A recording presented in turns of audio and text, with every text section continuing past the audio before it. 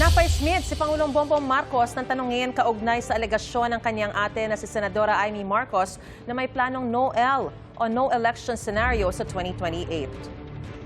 Sir, statement on the no-L? Your sister said that you wanted a no-election scenario. I wanted a no election. Allegedly, sir.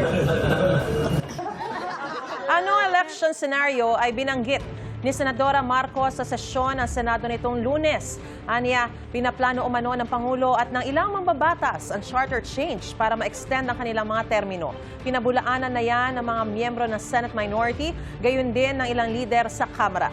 Nasa Japan ngayon ang Pangulo para sa kanyang unang state visit doon. Sa pakikipagkita niya sa Filipino community sa Tokyo, pinalalahanan niya ang ating mga kababayan na panatilihing maayos ang samahan nila ng mga Japanese.